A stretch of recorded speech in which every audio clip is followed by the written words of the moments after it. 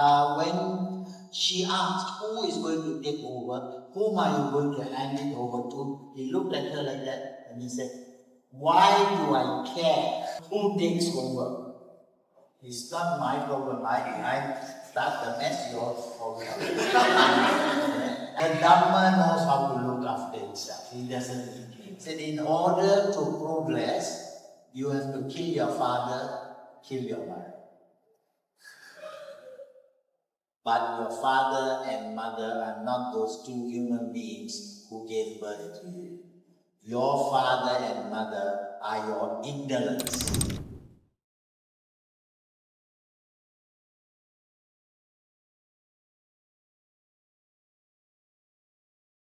Certain period of time for your Dhamma sharing because that was when you went to PBUM. That's when my karma, definitely, I believe is very much this is karma. To be posted here, to be in that position, to be in a position where Chief needed somebody to help him, not realizing that that person who was going to help was actually being helped. You know? And it was all coming together for a lot of forces. And at the same time, of course, the Victory, Beniliao, Chalicha, these names were just beginning to come up. And then Brother Chief, all Dhamma speakers. So by the time Chief's efforts grew very big, there were enough soldiers to descend around the country. They don't know the names. Yeah. I don't know the names. These names are big names. Maybe another 20 years from now, you will bring somebody here to sit here and those people will talk to you. They will be the old ones. But most of them much younger than me. So, there's this other question. I heard also from that day when we were in Uncle's place talking with Uncle and Auntie Amita. Auntie mentioned one day Sri Dhammananda was the father that Uncle never had. And for us as ex-schools of the MU or the UM Buddhist Society, the Chief is someone so legendary, and our seniors keep on talking about him again and again. Brother Vijaya, they come, they praise him, they talk about his stories. Some of us also, in these responses, they wish to also hear from Uncle some stories that Uncle have with the Chief that maybe can inspire us more to walk this path. One thing I think I should share with you is, I'll give you the most outstanding example. I look like a very nice fellow, but I can be a diligent idiot. Okay? This is what happened. It was Vesak Eve, and we were all getting ready for Vesak. Right? And we were short of monks that particular year. So what we do is for Vesak, we bring in monks from Sri Lanka. We bring in monks from Sri Lanka. So I took it upon myself to get 8 monks to come. But when those monks arrived, somebody who didn't like me went to Chief and told Chief, we cannot accommodate these 8 monks. So Chief just tells me, these 8 monks cannot come to the airport. What am I going to do? So okay, never mind, I went to Central. I went to Central. Central said, any number of monks can come, no problem. So okay, I'll send them. But then they realized they were short of 8 monks in quick callback. How am I going to go and tell? So I come into Chief's room. Chief didn't used to come. And then I came in, Chief said, never mind. Chief was the last person who really said that's the one. So, okay, I was very angry. I stormed out of the temple. I never came home. This was about 10 p.m. That by the time of tea cooled down, the next morning, 6 o'clock, Vesak Day, right? Just before the bell was ringing, I went and Chi was standing, the fountain there? So Chi was standing on the mountain. I went there and I prayed to him. He said, you came,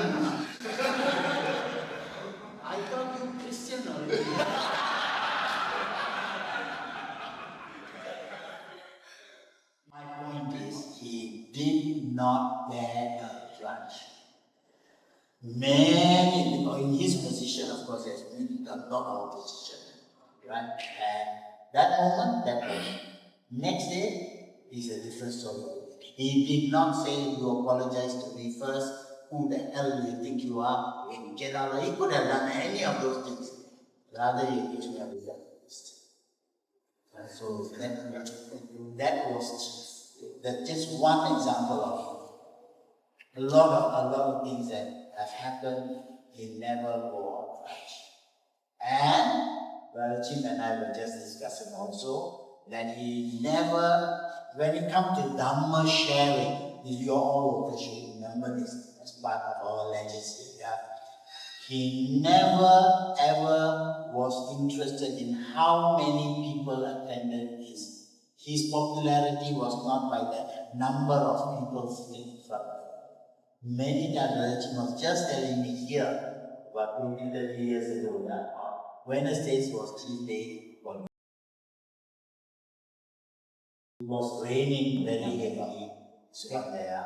So Brother Chief called, said, better cancel the last Chief Day because crowded, traffic jam, no point, and not many people.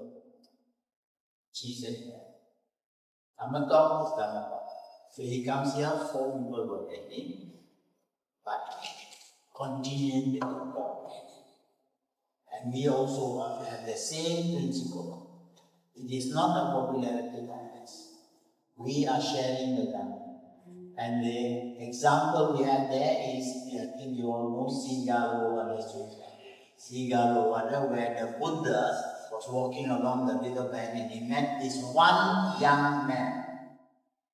And he gave his Dhamma talk to this one young man. He did not wait for an audience.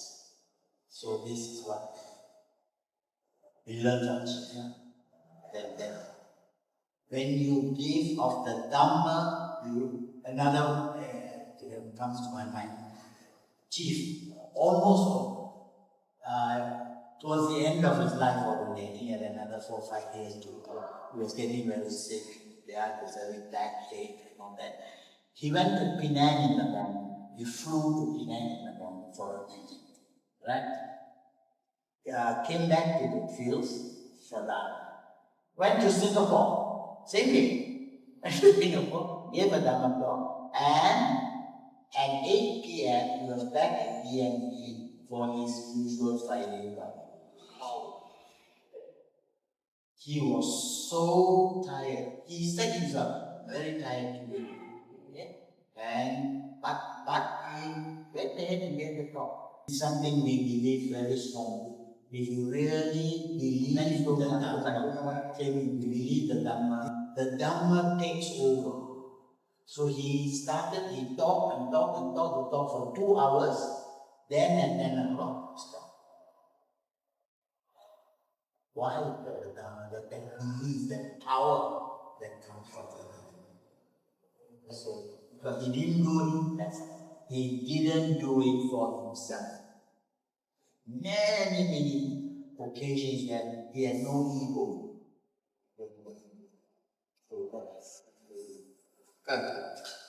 I think Uncle has shared one time there's this Pali verse about when a man walks the Dhamma path or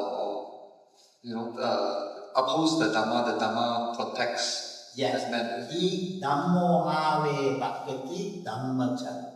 And those who live by the Dhamma are protected by the Dhamma. And this is so true. This was taught to me by the Reverend K. Those who live by the Dhamma are protected by the Dhamma. So when he gives a Dhamma talk, although he's a sick man, that energy comes to him and it's cosmic. Then when you listen to some of the monks especially talk, they don't have notes. They don't have PowerPoint. They don't have... Just like Uncle now. It just comes. It just comes. And then after that, I said that, when it's recorded and you just say, right? Who said this? Vijaya.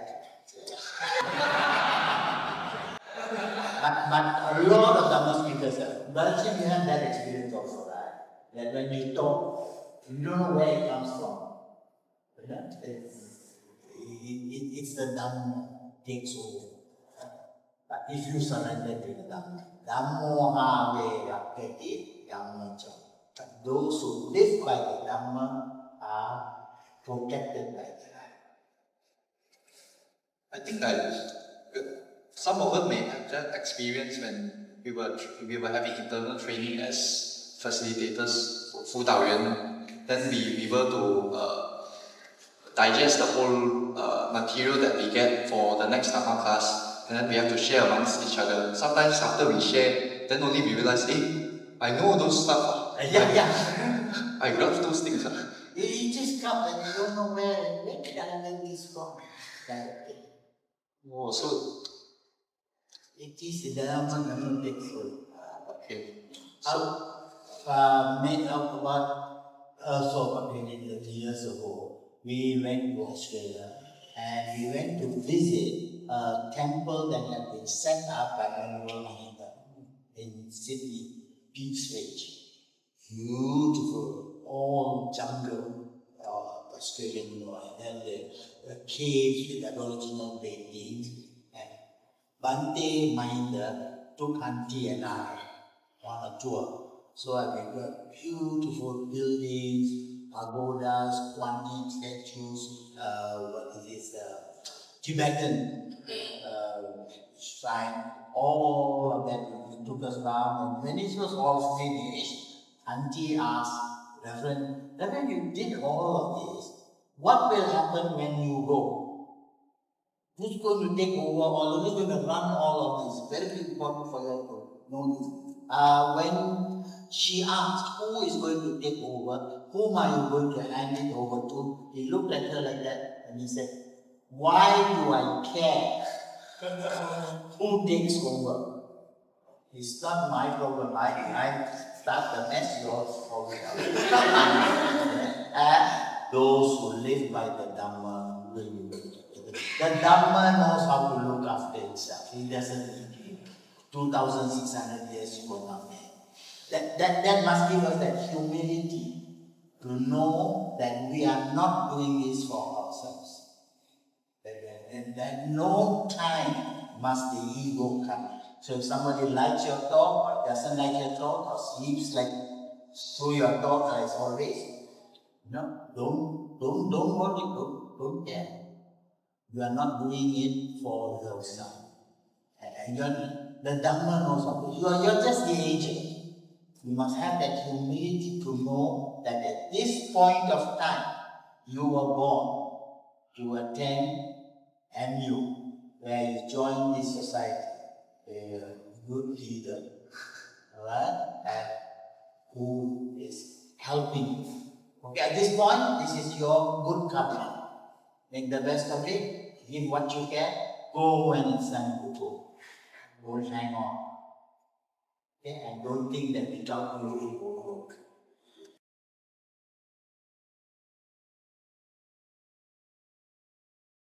I don't know about you, but every time when I hear stories about the chief, it will be always so touching to me. So, I think it's sometimes hard to imagine where will we be at 67 years later, in the future. But Uncle walked through this 60 over years. So, even Uncle, we are just in the university organizing events for 2 or 3 years for now only. Some of us feel very exhausted. Some of us feel like, they say practice Dhamma, we can be more energized. They ask, isn't it when we practice Dhamma, we'll be more diligent? But now, boy, I feel like organizing, I feel more exhausted all the way, and I feel more tiring. Don't really want to take up more responsibility anymore. It doesn't feel the way, but we are taught that Dhamma will, give us all sorts of this energy. So, what's wrong with us? No, nothing wrong with your understanding of the Dhamma. Yeah. The Dhamma is the Dhamma. Yeah. You are saying, I am working for the Dhamma. I am doing this. I am doing that. What is the dirty word there? I. You see, because you are working for the Dhamma, you expect the Dhamma to reward you. And many times when people say to me, I did it for you. I did it for the Buddha. I did it for the Buddha. So, whatever comes to me, I look at it as a privilege. It is an opportunity. And also it is a testing. It's a testing. Alright. Slightly off track, but let me share this lovely story with you. Long ago I read a magazine. It was just a magazine. At the back there was a Q&A session. Yeah, with the seafood. He was a Mahayana monk. And this man writes to the seafood, tells the seafood, I cannot stand my wife. I just fed up of her. Every day she scolds me. Every day, all the time we are fighting. You know, I want to kill her, but what first we said? What is plan B? The seafood replied, you say you have a problem with your wife. That's because you look at her as your wife. So my advice to you is next time she comes to you, don't see her as your wife. See her as Kuan Yin, coming to test you, coming to teach you patience, tolerance, understanding. So next time, any problem like that, all of us have to thank you, Kuan Yin. Yeah. All Kuan Yin.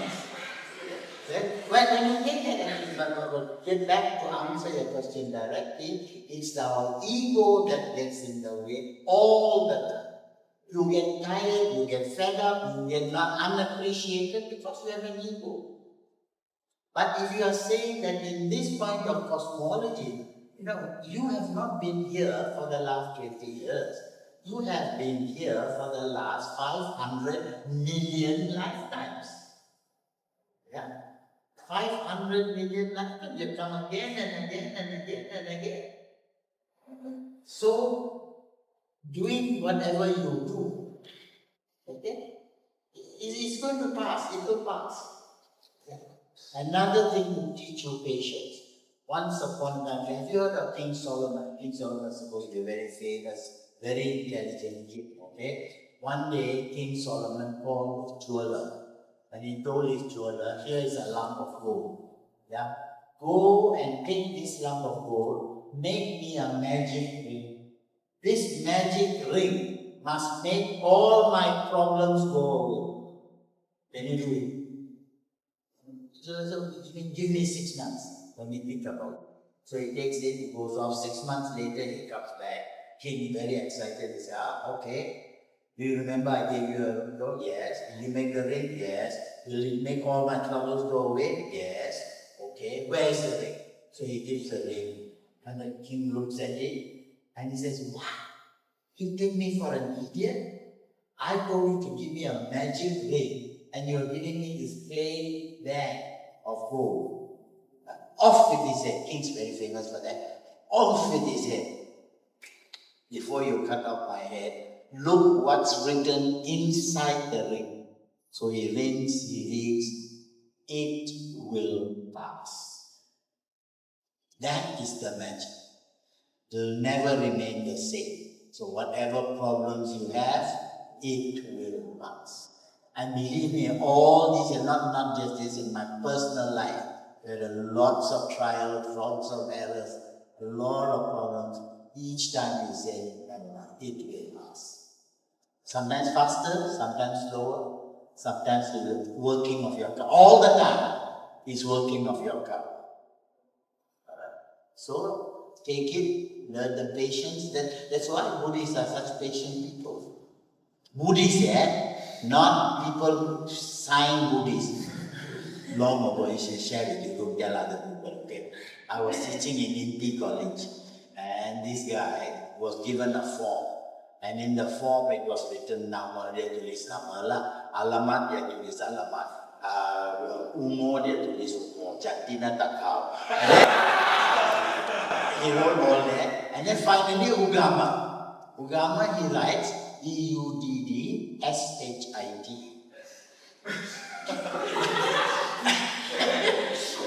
And I look at it, yeah, that's right. That's what all of us are. We are Buddhists. We are not Buddhists. Remember, it's not a label. Chief Reverend always teaches us. It's not a label that you use. Buddhist is not a label. You have to be a Buddhist at heart. Buddhist at heart. One, my neighbor, very nice guy, Chinese educated, very kind, very helpful, and he has no religion. He said from where he comes from Sabah, Sarawak, his family never believed in, not even what we all call Taoism, none of them. But he said, I have no God. My wife is my God. Then he said, Vijaya, I said that very right. Very right.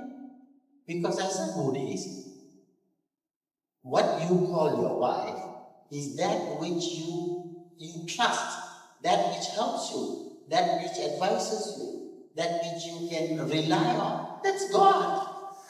You don't need a guy up there. You see, so what is God? So he is a better Buddhist than a guy who says, I pray thanks to the Buddha, Dhamma, and Sangha, but doesn't practice. So as a Buddhist, you every time you have problems of patience, problems of not being appreciated, problems that it will never go away. Why me? Is it not more easy to just leave everything and follow my own path? Some people do that, they give up. I think that's selfish. It's in a way it's good. In a way it's good. We need to give up and we need to concentrate on our own personal development. But you have chosen no. You have chosen to serve mankind. Right? When you serve mankind, it is not you serving mankind. It is mankind being served. There is no agent that does it. So kill your father. Somebody was asked, give me advice. What must I? Actually, it's a Buddha Karma said, in order to progress, you have to kill your father, kill your mother. But your father and mother are not those two human beings who gave birth to you. Your father and mother are your ignorance. Your ignorance. And why your ignorance? Because it's because you don't know, you create karma, and that karma, is what gave birth to you. That karma, that's your father and mother. So kill your father and mother, your ignorance and your loba, your craving and your ignorance. Your craving and your ignorance. That's your father and mother. That's the one that takes you through samsara. The other two are just agents that help you again. Okay? So kill your father, kill your Buddhism teachers.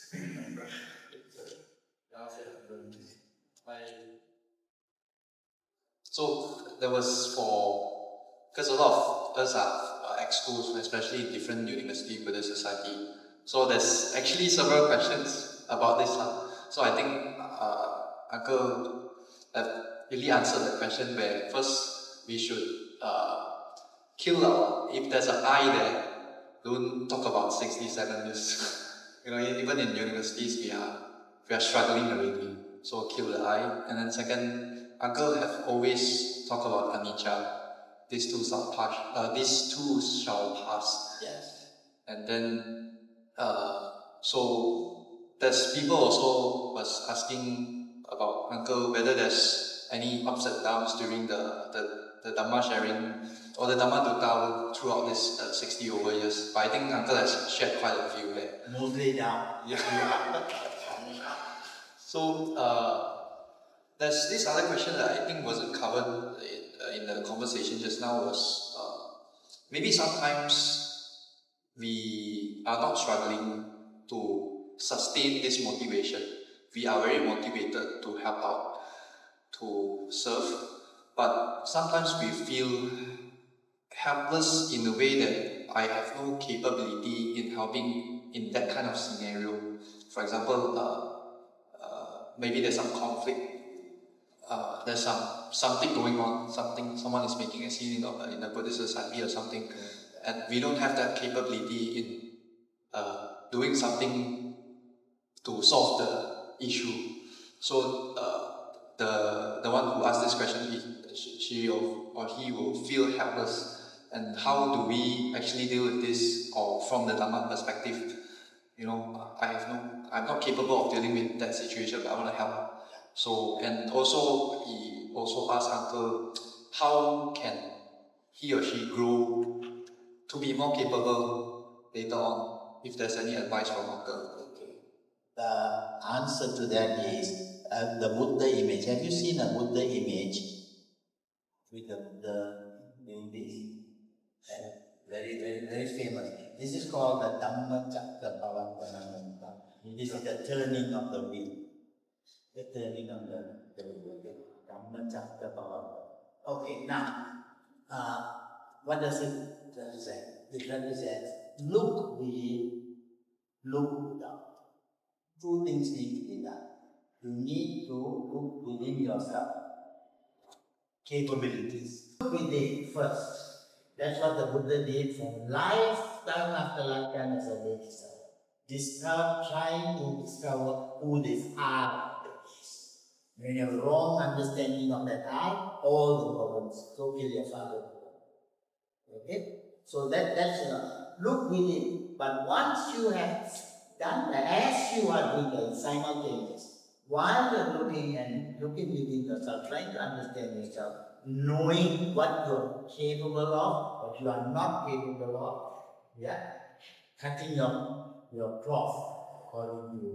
Okay? Now you do that, you also look without. That's what the Buddha is doing. Look out to mankind. That's where the Kuan Yin Bodhisattva comes. Right? One, you serve yourself, and the more you prepare yourself as a Buddhist, with practice, controlling your anger, controlling your greed, controlling your lows or more, developing yourself, your personal strength, don't stop there. While that is happening, your compassion should grow. Your compassion. If you have compassion, if you have empathy, you will have no room for anger. When the anger arises, as it will, because you and I we are still traveling, so we will have that anger. But our compassion must be brought in to get rid of it. Compassion to yourself first. Reverend Mahinda taught us this also. Every day, before you go to bed, you sit down, doing all your chanting and everything. Say to yourself, bring your body to your bed, relax the mind, relax the body, and then say to your feet, thank you, feet. You worked 12 hours holding me up. Nobody said thank you. Thank you. Thank you, calves. Thank you. Thank you. Thank you all the way up to your head. Thank you. Very few of us do that. Gratitude. Gratitude. Katanyuta. Very important qualifications. Whatever bad might be, there's always something good that comes out. Look for that. And when you are grateful, katanyuta, two things you must have. One, you must know something good has been done for you, especially with parents. Even before you were born, 9 months, how much they suffered for you. You must know that. When you know that, the understanding will come. That you have to do something about it. So gratitude is a two aspects. Knowing something has been done for you and wanting to do something. Kanana. But when you do that, what happens is positive qualities come into your mind. Then you have less and less negative qualities. So and so did this to me, so and so did that to me. I did so much of hard work, nobody appreciates it. And all of that, if you start by thanking your body, you are getting ready to thank those around you, who helped you the whole way. There were many people who were against you, but there were also many people who were good for you. The guy who fried your kway teow, did you ever thank him? When the ego gets you see, and also then check out, look at the mirror and tell thank you to the mirror for lying.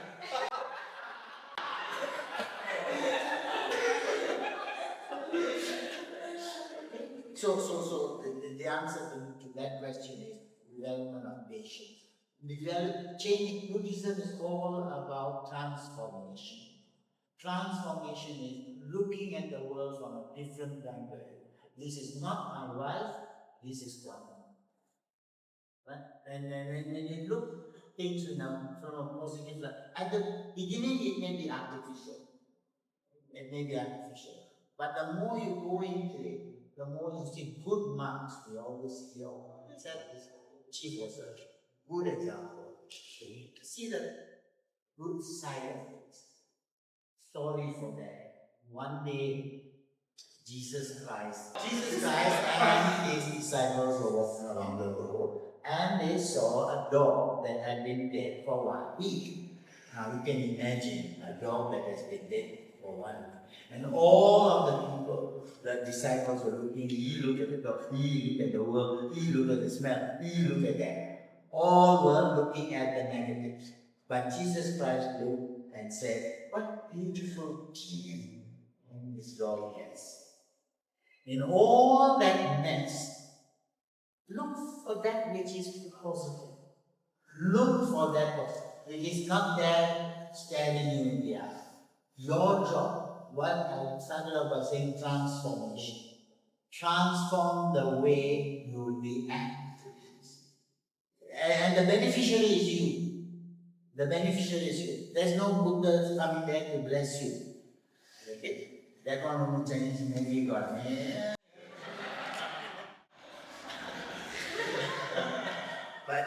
But in real life, the Buddha, those who live by the Dhamma are protected by him. Okay, so get this right attitude of mind. The more you feel positive towards the world, the more the positive the world will look for. Easy, the choice is yours. You can choose this or you can choose it. You choose the path that brings you peace. About compassion. So, someone asked, how to have more? This uncle mentioned about being compassionate ourselves. Yes.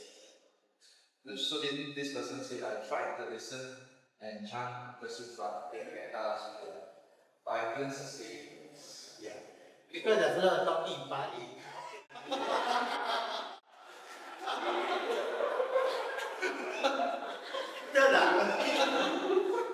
Okay, can I answer that? Right. First of all, do metta in English. If there are English, no matter, there's Chinese. Do metta. Do metta. Don't chant metta. Okay? Start with Venerable Mahinda says that very strong. You must always chant metta towards yourself. Can you imagine this?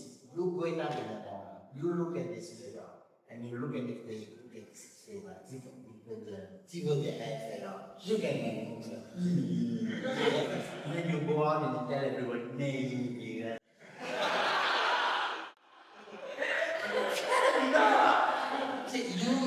have to create the condition. Yeah. What is it?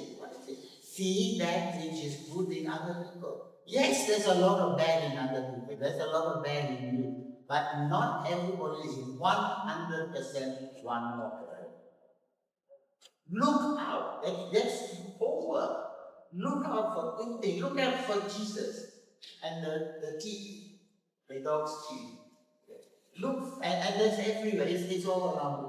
So you can choose to be good. You can choose to be kind. You can still be a nice person, even if other people are not nice to you. Yeah. You can reflect that and convert it to personal good. And it has to be genuine. It's not, always you're driving your car, you're looking for a parking spot, and you go to this mall. Every parking spot is there. Every spot. Finally, you see one. And then it's coming and say, ah, they might be younger. So you wait. Just as you want to go somewhere, you go there. Take your mind. That's when this comes in out. Why do we wear this robe? Why do we wear it? Then why you wear it? You don't know what it is for. The ordinary answer to that is this is for protection. Dhammo have rangati, Dhamma chale. This is for protection. Now I challenge you after this talk. Go there, right there, then stand truck coming, stand in front of the truck and say, Dhammo. Much like the Dhammo. No, this is to teach you because all the teaching of the Buddha we recite. Then when we wear it, we use the teaching to protect us. For Dhamma, the teaching tells us your place is not the middle of the road, you idiot. Go to this side.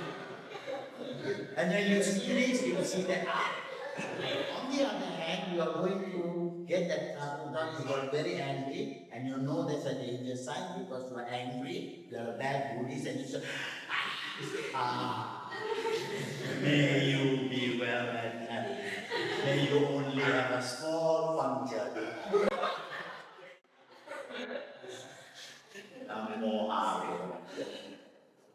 This is all about transformation. It's all about getting the right perspective, right understanding, see things from a Buddhist point of view. Why we do these things? These are training exercises which help us, and everywhere we go, when it goes wrong, that's funny. That pulls you back. Pulls you back. Training. Before we move on to I just remembered something. I think also from Uncle's sharing, Uncle shared about the day chief where the chief isn't the chief was not identifying himself as preparing for Theravada. I feel that when Uncle was talking about this, talking about one Uncle is quite a Theravada view, right? So I think this part also, I feel Uncle can share with why Chief chose to be that way and really share more on this because as in the Buddhist society we will be having teachings from all three different traditions. Yes. So a balance of it and also our seniors are also encouraging us to have all three and not just one. Absolutely. So why are your as seniors in religion are so adamant about doing that? Yes, because you see, all of us, if we are not Buddhists, we are Buddha. Some people call themselves Buddha. Buddha means sons of Buddha, sons of the Buddha. The Buddha taught the Dhamma for 45 years. Right? The Buddha did not teach Mahayana, Theravada, or in fact, if the Buddha came down today, he would be quite shocked at the mess we made of his teaching. Buddha first of all went to Dhamma and said, hey, I taught you Mahayana. I taught you Vijaya. What is this Theravada? But by the way, who is that at the back there? You know? They call it, is that what the Buddha taught? The Buddha taught the Dhamma, and the Buddha says very clearly, once I only teach one thing. And then one thing is suffering and its end. Suffering and its end. And in the three traditions, we call them traditions because of cultural reasons. We branch into three ways of looking at the same diamond. It's the same diamond, but we, because of our limitation, we see things. But there is no three, there is only one. Okay? That's the first thing we need to understand. So, the Buddha, we are sons of the Buddha. Buddha taught the Dhamma. I only teach suffering and its end. Dham, Dukkha, Samodaya, Nirodha, Magga, Four Noble Truths. That's all. 84,000 units, it is said the Buddha taught. The Buddha's teaching is 84,000 units.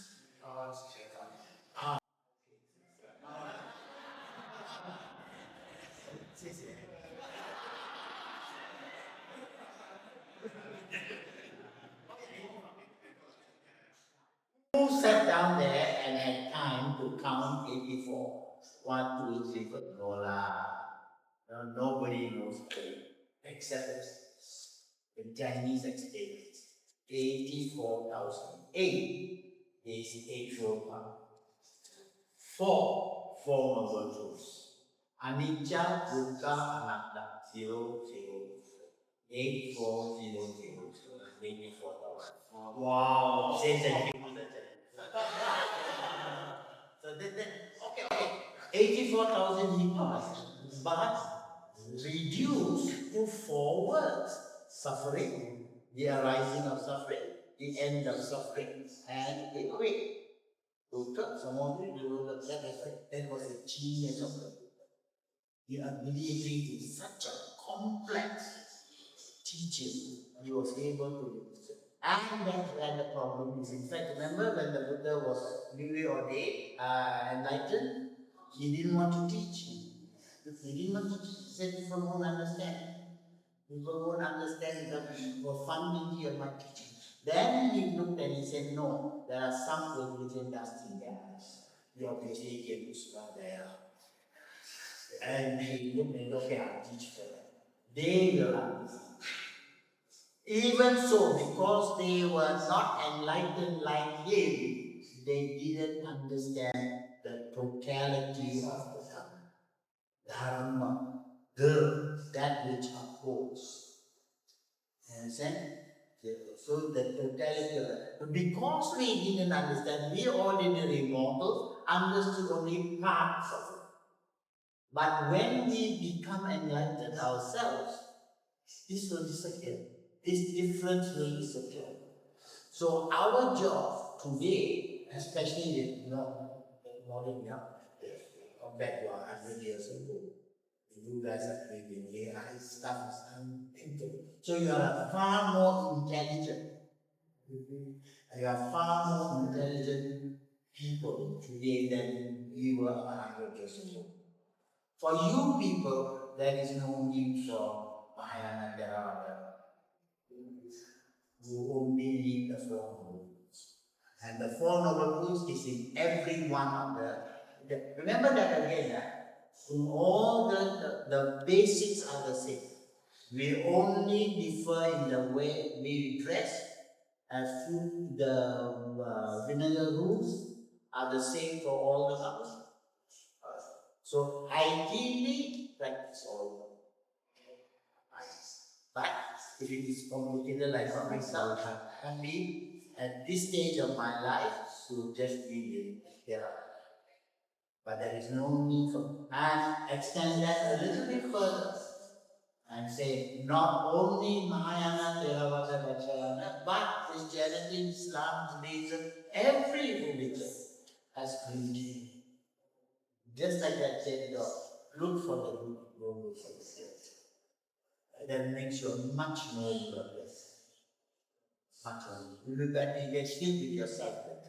What can you gain by saying Christians are rubbish? Who asked? Look at that. So this is more of a student's life, I think.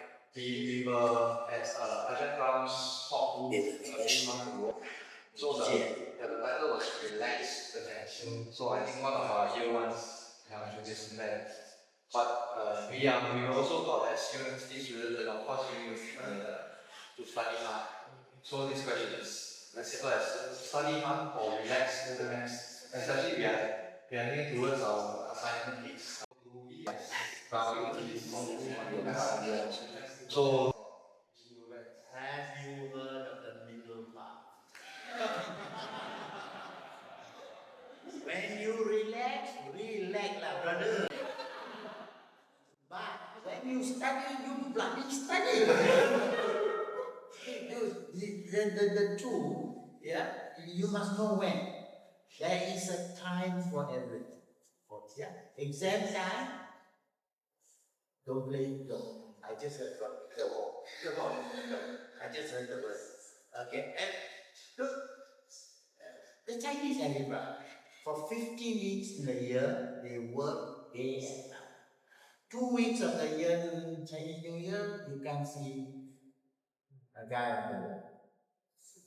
Because they work when it's time to work, they relax when it's time to relax. You work hard and play, but do both. And know when to relax. My own personal way of studying was I work very hard during the war. I work very hard during the year. But 1 week before the exam, I can't even open. I can't match it.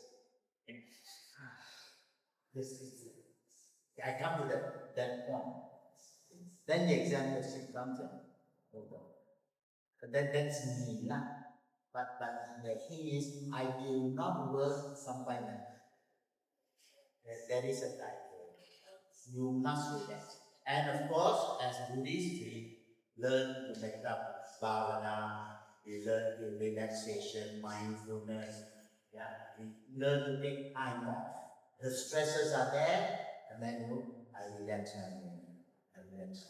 So all that relaxation is giving you that little time to unwind, little time to live and let go. At the same time, all the anger that you have, all the negative thoughts that you have. Yeah. To learn to recognize them. A lot of the time we pretend that we are good guys here. But relax, find out. I think that I gave you I won't. Nivatta tena pamadena mayata. Achyam namane bhante kui mayata. It's a good question. You all have been saying this all along, but all you think have intelligence but don't understand. So, if by kayena vata chittena, if by body, speech or mind, I have done anything wrong, I ask the Buddha to forgive. That's what we say when we chant. Now you know what you have done. Yes. Are you asking the Buddha to help you? No. You are forgiving yourself in the mind and not us. You forgive yourself. You have taunted your body. Say sorry to the body. You have done something wrong. You have thought ill of your parents. You have been ungrateful. You discourteous to your parents. Yeah, okay, you did it. Jatuh. We have a Dharma doll. You know what a Dharma doll is? It's a doll made of rubber, and you blow it, and it's got a heart. When you push it, it comes up. You push it, it comes up. Remember that? That doll, yeah? In Japan, it is every altar has a Dharma doll. Bodhidharma. Bodhidharma is the one who brought Kung Fu. Kung Fu? Chan. Yeah. So, now, it represents him, but what does it represent? It represents that does not matter how many times you fall. What is important is how many times you come up again. If I have done anything wrong, forgive me, I do this, but I'm forgiving myself. Because of my ignorance, I did this. I'm not an evil person. I am an ignorant person. So I will not do this. I will not do it again. I will not do it again. I will not Buddha tells me not. But who is the witness? The Buddha is. So in front of the Buddha image, in front of this thread, that this is the protection.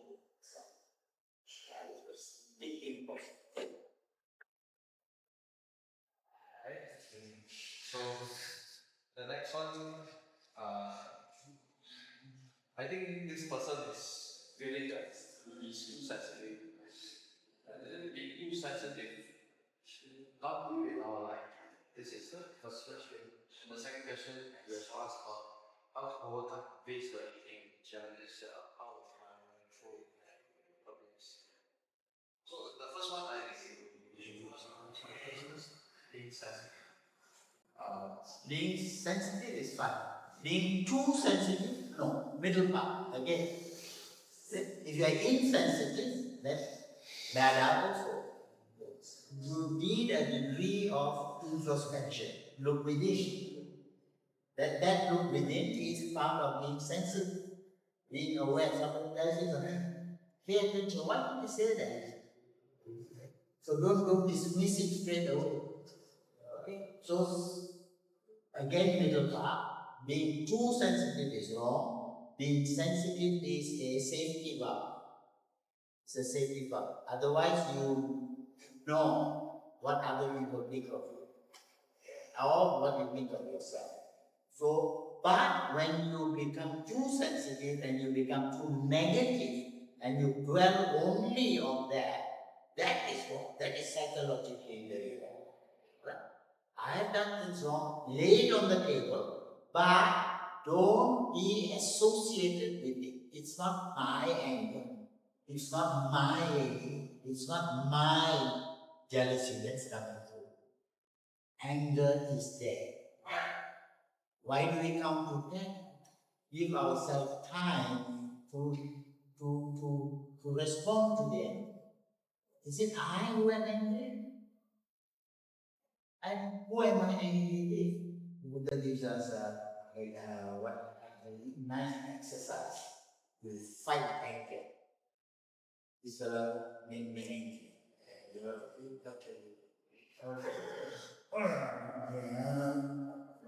So in the night now, time for praying. So calm water, then comes men down. Angry, then stop. You're angry. Yeah, very angry. Why? Because he said I'm an idiot. Who said that? He left. Which part of his mouth? Did his mouth say you are an idiot? Did his ears say that? So, which part of him are you angry with? With his ears? Are you angry with his nose? No, loud again, his mouth. Or which part of the whole or the. You analyze step by step 32 parts of this fella. Which part are you angry with? You cannot be angry with the whole thing. By the time you reach his throat, the anger is gone. Because you have analyzed him, you say he's anatta. So you are the idiot, being angry with somebody who is not there. Right. Then stop and then ask yourself, this guy from my previous life would have been my father, would have been my mother in a previous life, would have been a friend, would have been my brother. Now, when he was my mother in the previous life, 9 months he suffered for me. Now I'm being ungrateful. So start thinking positive things. It takes time, it takes practice, it takes a great deal of honesty. Our students, they have this kind of phrasing of uncle that they say uncle has the style really because of the training. Yes, yeah. The way he looked at the love, nothing is serious, everything was. Practice, how do you practice? By practicing. To begin with, the three requirements necessary for Dhammananda. First, you must know that some good has been done to you. You must know. If you don't know, if 9 months you were in your mother's womb, how would you know? So I can't blame you for not knowing. But the onus is on you to find out. Go and ask your mother, how was it? So, to know what good has been done for you, right? To recognize that something good has been done for you. Then to have the need to want to reciprocate. It's not enough just to say thank you. What will you do to repay whatever kindness has been done? Your friends, the person who's now your enemy may have done something good for you, but actively look out for excuses, yeah, to be grateful to the person who is being. Starts with parents, then it goes through siblings, then it goes through extended family, then it goes through friends, then it goes through acquaintances. You can't be equally grateful to all of them all the time. Very horrible person. All the time. So, that's the first one. But we cannot stop. This is the Buddhist teaching. We cannot stop at just knowing. Yeah. But you must know, what do I do to reciprocate? Where does Dhammananda come from? Mangala Sutta. The 38 blessings. So the Buddha calls this quality of gratitude a blessing. Why? Because of the beneficiaries.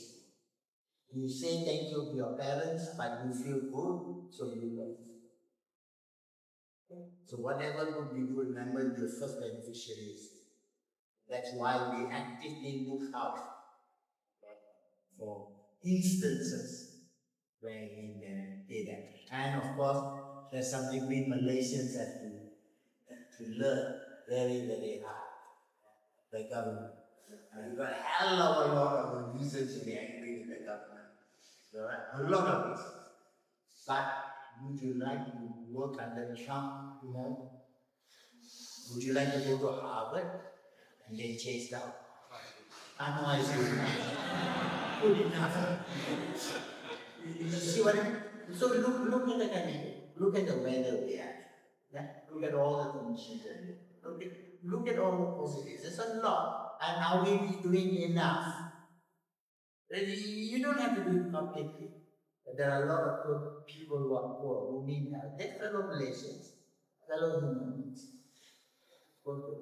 And the more you do that, the better it is. Beneficial. Yes.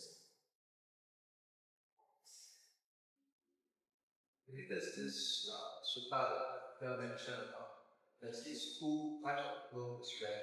The first one is those that can teach the Dhamma.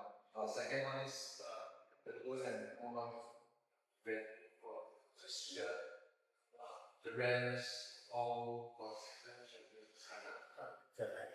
Yeah. Those who can teach the Dhamma, because the Dhamma is the greatest of all gifts. And you need to know that, because you are guys are working to spread the Dhamma. Alright? So you are the special. You didn't come here by accident. Okay? Karmically, you have the feeling, the closeness and attraction to the Dhamma. And it didn't come just in this life. It's something that comes to you from a past. Right? That's why you see some Dhamma speakers, when they talk, this guy get all this wrong. It's cosmic. And the cosmos speaks to you.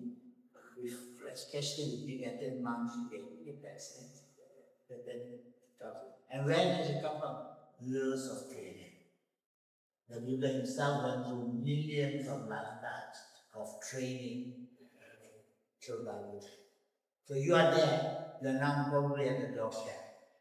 Alright? So when you enter, you have to transfer patience, tolerance, understanding. So I because like as a expo, we just keep going and organizing the event. So sometimes we will discuss about the quality and also quantity. Because now what we feel is like just keep going, organize and too many events and feel like we can go. And is like we are away from the way of need to focus on quantity. If you find that, just explain to our new friends that these are Buddhist leaders, so they are here to sort of discuss what is expected of them. So we will invite your question. Okay? Now, goes back to nivatta. Yes. Don't try and do more than you can. You have to be realistic in your work. Remember the guy, Chula Pantaka and Mahapantaka? Story of Chula Pantaka and Mahapantaka. Mahapantaka was a very, very intelligent guy. And he was very accomplished, very high, very senior in the Buddhist education. His brother, the younger brother, was an idiot because he had insulted an Arahant in a previous life. So the curse was he couldn't remember. So even one line of the Dhamma verse he couldn't remember. It was so stupid, but Mahapantaka felt very embarrassed. Kita keluar satu keluarga kau bodoh. Lebih baik keluar. So Chula Pantaka was very depressed. He just said, yeah, maybe you better idea. The Buddha saw this. The Buddha has got a special eye. The Buddha saw the Chula Pantaka was upset. The Buddha also saw Chula Pantaka's past life. So he calls Chula Pantaka and asks what's your problem? He said, I can't remember. Then he said, yeah, that's because you are trying to do very intelligent things, very clever things here. Don't do that. Yeah. Can you do one thing? Yes. Here is a piece of cloth, a white cloth. Just look at the sun and rub the white cloth and keep rubbing and say, defilement. That's all. So he goes in the morning and he looks at the sun and he says defilement. As he said that, the sweat from the fingers defiles the white cloth. And the understanding comes to Chula Pantaka that my mind is as pure as this piece of cloth or a glass of water. It's pure. And it's left like that, fine. But I, because of my hatred, anger, jealousy, and so on, I pollute. So I am polluting my mind. When that realization came, the pollution left. And he was left with a perfect mind. Perfect mind, he became an eye. So, when you are doing things, you must do things that is within your capacity. Not trying too much, number one. Number two, don't expect too many results. Don't expect some particular results. The world doesn't tell no. If you try this way, it doesn't work, try something else. But all the time tell yourself that I am not chasing success. I am trying to do something. So here's the challenge at the company. I got exams coming, I got this to do, I got parents pushing me, and here my society is asking me to do this, what you can do? Otherwise, burn out. Middle path is because we know one day. Sometimes we know about Dhammananda, Yeah, it's good, yeah. Dhammananda is good, and all teaching from that. Yeah. But we are not motivated to practice in our daily life. Then, how come? Again, don't try and get everything done in one day. Alright? The Buddha gave 6 years before we reach that. The Buddha. So you how much more they can do than that. That's our problem. This is our problem with modern civilization. We want instant results. We are not patient. We are not taking one step at a time. So you need to flow. You need to flow. Get your priorities back. At this moment, your priorities is to get to university. That's your priority. Your priority is not to start a Buddhist foundation. Not yet. Get your research. That means your studies must take more time. Then all the time that you are doing your Buddhist practice, don't kill, don't steal, don't homosexual stuff, don't tell lies, don't take love, purify the mind. Yeah. All the time you are doing this, you are creating a better frame of mind to study Dhamma. See, it is this kind of virtuous conduct which you are practicing as a Buddhist. The long-term goal, nirvana. But short-term goal, pass the exam. Look here for this world. Don't neglect. But while you are doing that, don't forget your spiritual responsibility.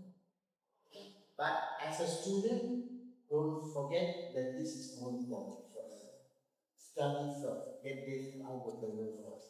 Then you have time. Otherwise, you can't do it. If the Buddhist society is not enough available, then need us to help. Then we cannot have our priority access to them. Because I think most of us, our priority is for the Buddhist society. So, yeah. You cannot lie. I think your parents invested in your studies. Your government has invested in your studies. You have invested in your studies. For now, your present need is low. There's a pool, and in the middle of the pool, you hear somebody shouting, help me, and drowning. You, being a good Buddhist, want to say, you jump in, and then say, alamak, I forgot to learn to swim. You see what I mean? Before you can help others, prepare yourself. The Buddha had to spend 6 years preparing himself. He didn't jump into it. And while he was doing that, he wasn't saving the world. He was bent on saving himself. So look after yourself, look after your needs, don't lose your higher needs in mind. And look, the Buddhist society, because of who it exists, you can do as much as you can do. The rest of it, the Dhamma knows how to look after itself. Yes, you are every time you want to help them. But of course, we need the more people we have in our community, the more easier it is for us. But if they aren't there, then don't have 10 talks a year. Each experience has to be satisfied. You've got to make sure that you are not torturing yourself and making yourself pay for sacrifice. Never sacrifice. Never sacrifice. That's never. Vijaya is 世界, Lokutara is true 世界. Vijaya and Lokutara. Yeah. Maybe I understand where Wei Xin is coming from in the question. So maybe I could try to flesh out the question a little bit more. So this is in terms of society management. So as Buddhist society leaders, there's always a need to continue to have the Buddhist society survive. Yeah. Because there have been cases where in other Buddhist universities, we have seen Buddhist societies actually die out or become inactive because there's not enough members or not enough leaders to continue to be the committee members. Change of language, things like that. So just now Wei Xin was asking a question about balancing between quantity and quality. So to continue to sustain interest from the students, to keep people coming and to keep people noticing the society, then you need some quantity of events. You need regular events. You can't have too few events, then people don't notice you. So that's one aspect, the quantity. And then of course the quality is if you have too many events, and the events might not keep, what's the right way to say it? The events might not be impactful to the students, then they might not actually learn any Dhamma and they might not actually experience what a Buddhist society is supposed to serve them or to impact them. So that's the quality aspect. So I think Wei Xin was asking if we are managing or we're planning or strategizing our events or our outreach to the students, how do we balance between quantity and quality? And considering the survival of the society, considering how are these events going to impact the students. I think these are some of the considerations for Buddhist leaders. And I understand for a student, it's not that easy to think about these aspects. I'm not sure if you have some experience or some advice. Yeah, lots of experience, especially in where many Buddhist societies, they have just died out. Died out because of the lack of interest. Partly, the Mahan and the Chinese educated ones, they very strong.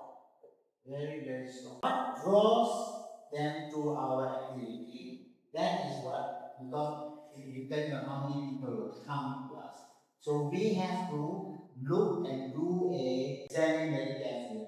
What is the activity that I'm going to do that is going to draw the maximum number of people? To just walk in, right? No conversation we're talking about, right? And makes an impactful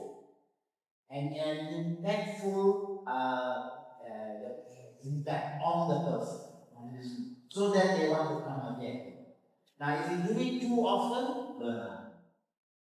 If it is too spread out, the impact is lost. So we need to find the balance, given how many people the project come, how many workers do we have, how impactful is the event that we have, what kind of Dhamma activities. Right? Of course, the first thing that comes to mind will be Dhamma talks. Dhamma talks, how do we get the best possible teacher, which is none, for example. So we do our homework and we think, can we manage? What is the most managed work? Is invite a speaker, and make sure that that speaker has a verification that people will want to come back to our. So the answer to that question is we need to examine how much, what are the challenges we have. The challenges are too few workers, too many activities, not interested public. Now, to counteract that, how do we draw them in? First answer, an impactful event that draws the crowd. Draw the crowd one thing, to draw the crowd again is another thing. Just one experience. And then to find out, is it a 3-month, will that period better, or is it 1 month? 1 month, even the audience may not want to come. Too often. And you have that problem. Too many activities, they use this. So it's a question of sitting down, taking your particular university in mind. What are the challenges that your university faces compared to others? Some distance, like for example, very hard to car and transport, right? And then some societies are helped financially by also lobbies, some are not. And is finance a problem? Lots of things we have to, but right at the bottom of it all, do as much as you can. Carefully work out events then we'll talk It's like some sort of replacing powers like an escape. Is it okay? But sometimes the power I tend to escape from it like quite a long time. Like, is it okay? There's a Buddhist word for that, victory. Once in a while, you need to let go. Monks do that all the time. 9 months he serves everybody non-stop. 3 months is his time. Vast period, he doesn't need him. That's the time for him to do it. So his time and our time. You exam time, don't organize anything. So yeah, freshie time, that lunch time. So you have be kind to yourself. What you can, how much you can. You can have communities with 20 people. I think we'll appreciate maybe one last message from Uncle. Maybe Uncle, if there's any message that you wish we carry on from the Buddha's teaching to our daily lives as this youth or leaders right here. It's very rare that we can get Uncle to have a session like this today.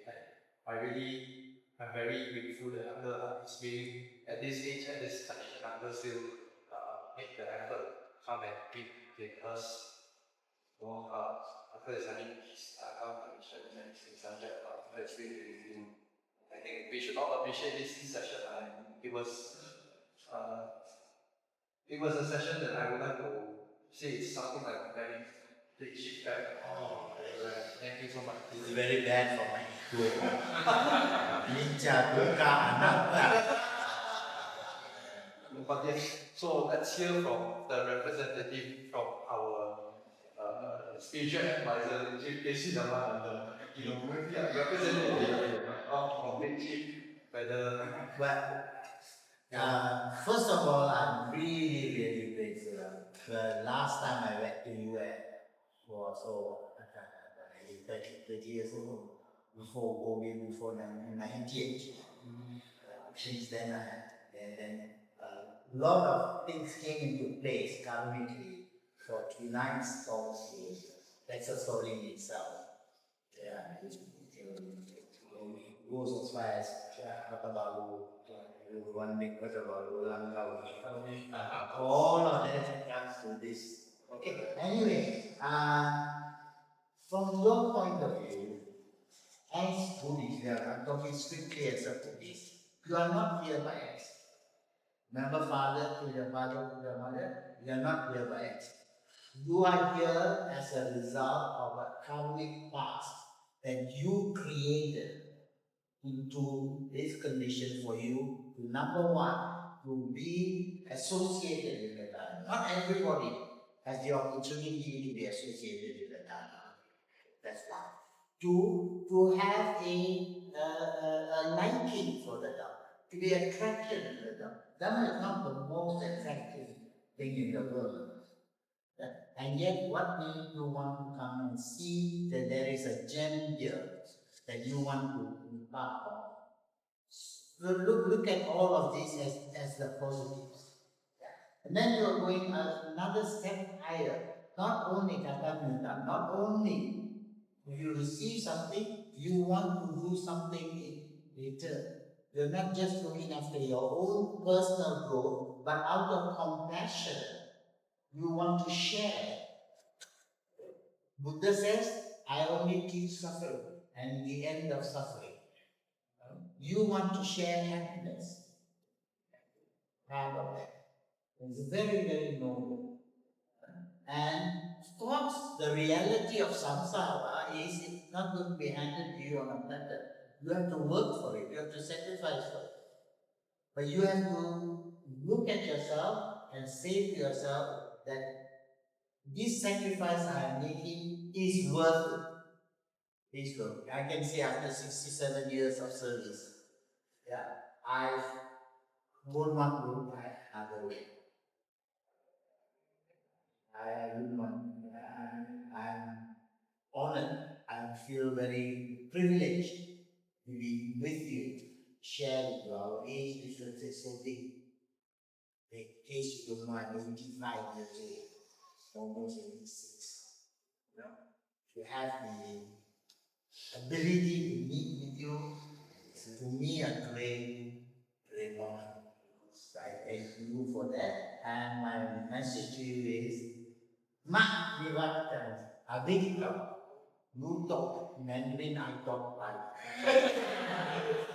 Mak nivatta abhikkama. Do not stop. Go forward. Vitta. So don't stop. Go forward. So don't expect that. Do not expect